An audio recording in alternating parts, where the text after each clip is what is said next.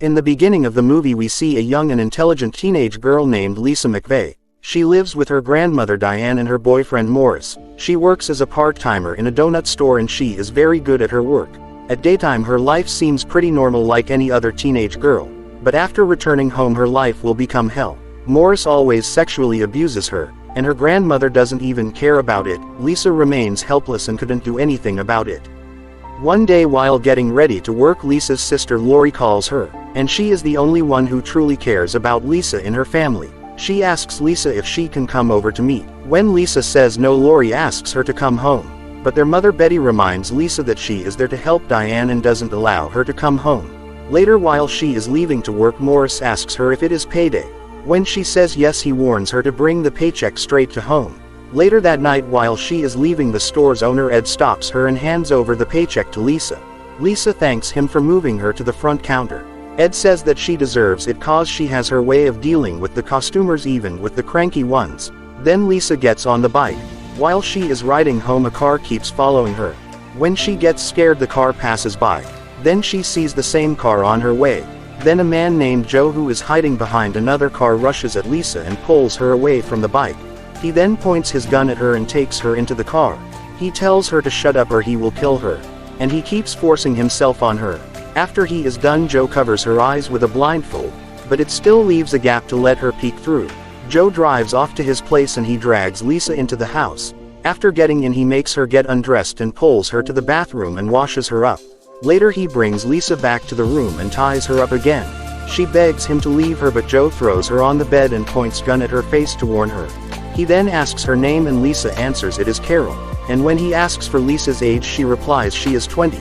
Joe says it is good and tells that he is not a pervert to abuse minors. When Lisa asks why he is doing this to her Joe tells he hates women and calls them all bitches. Later Lisa remembers spending time with her Aunt Carol and Uncle Jim, the only persons who cares about her besides her sister. The next morning Diane goes to the police station and reports to the cops that her granddaughter has been missing, and tells she was supposed to work a shift until 2 a.m. this morning and has to be returned by 2:30. Later a cop goes to Betty and asks her questions about Lisa, but she seems like she has the least bit of concern about her daughter. While the officer is leaving Lori goes outside and tells the officer that if Lisa would have ran she doesn't do it without telling her, and says something bad might have happened to her. Later a cop named Lopez visits Lisa's workplace and questions Ed. He asks Ed if he noticed anything odd with her or anything happened to her during the shift. Ed says that she doesn't run away and she is good with everyone and she is like as usual that day too, but he tells she seems kind of sad all of a sudden while leaving, and she thanked him for promoting her, which happened months ago. Later Joe gives Lisa a sandwich and forces her to eat. Then he sees the report about a kidnap of a teenage girl and gets mad about it. He questions Lisa if the news is about her and asks her if she is a teenager. Lisa says that she is 19 and is about to turn 20 in a week. After a while Lisa asks him that she wants to use the toilet and he takes her. Then she asks him to wait outside feeling uncomfortable. While Joe is waiting outside Lisa pulls up her blindfolds and locks the door. Then she thinks for a while and plants her fingerprints on the mirror and on the toilet. Then she takes a look at the sneakers that he left inside. Joe finds that she locked the door and uses another key to open the door and drags her out in anger. Lisa talks with him and calms him up. Later that night while Joe is sleeping Lisa gets up and reaches the phone to make a call. But Joe catches her up and he threatens to kill her. Lisa begs him that she is just trying to call her father, and says that her father is sick and he is only one that she got in this world. She says that she just wants to let him know that she is okay. Later she begs him to let her go home and says that she has to take care of her father, and she assures him that she wouldn't tell a word to anyone. She tricks him and makes him believe her. Joe gets confused and he decides to get rid of her. He ties her up and drags her out of the house into the car and then drives off. Later he stops at a gas station and while he is filling up the car she bites her finger and places her blood on the seat. Later he stops at a place and drags Lisa out of the car and leaves her near a tree. Joe tells her if she go to the cops tell them that he is short, black and muscular, and tells not to take the blindfolds off until he leaves or he will shoot her. After she hears the car left she takes the blindfold off and sees a tree in front of her. She then starts to run away from there. Joe sees this through the mirror and he turns back to follow her. She hides behind a car and gets loose of him.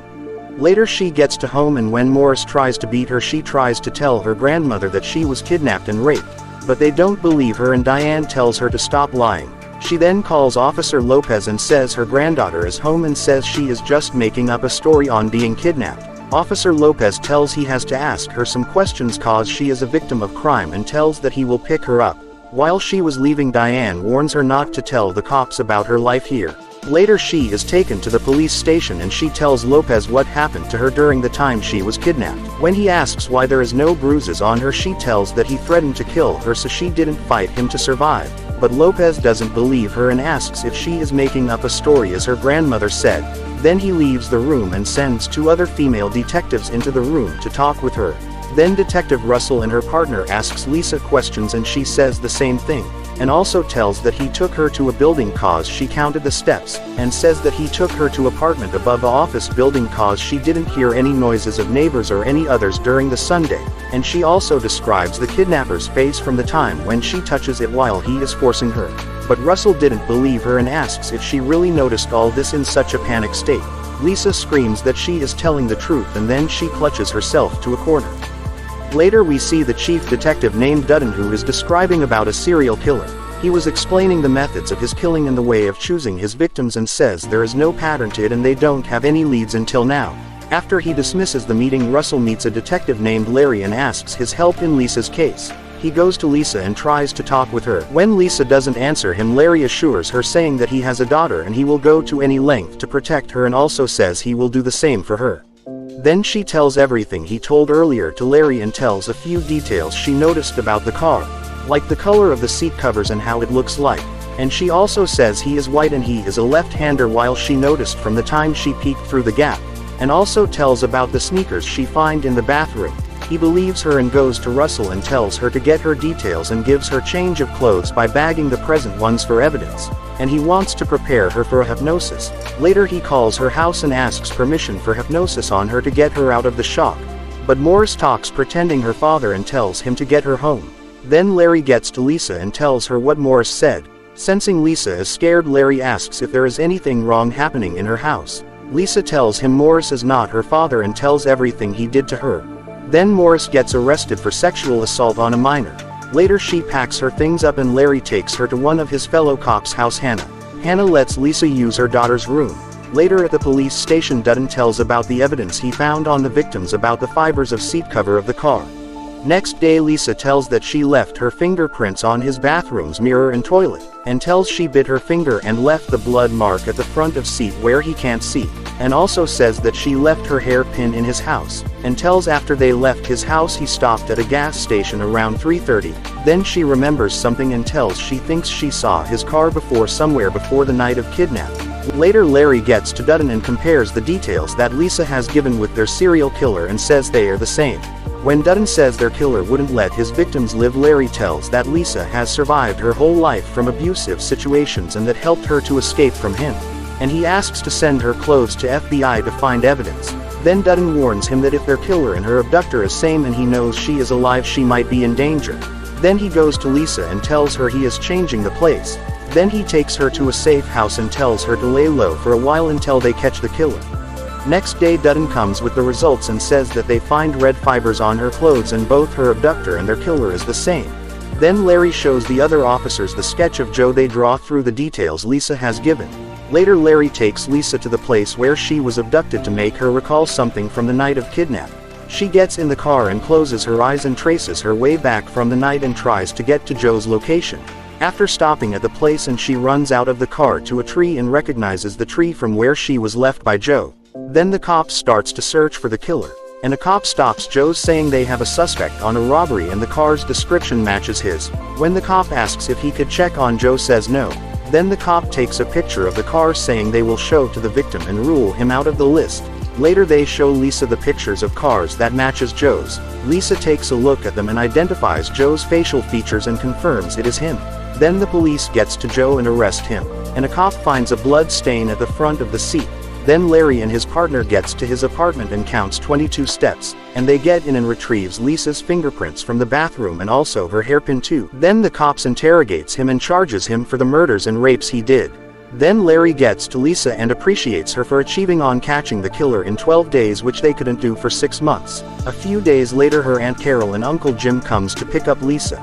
and they apologizes her saying that they don't know that she has been suffering so much at her grandmother's house, and she was taken with them after she said her goodbyes to Larry. In the next scene she celebrates her 18th birthday happily with her aunt and uncle along with her sister.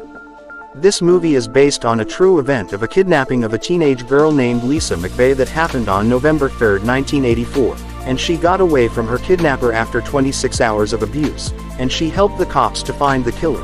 The killer named Bobby Joe Long was charged with 10 murders and over 50 rapes, and on July 1986 he is sentenced to death in Florida's electric chair. After Lisa was taken in by her aunt and uncle, she lived with them for few years, and later she pursued her career in law enforcement and had a family that she always dreamed of. Thanks for watching the video. Don't forget to like it and subscribe the channel, and also click the bell icon to receive new video notifications.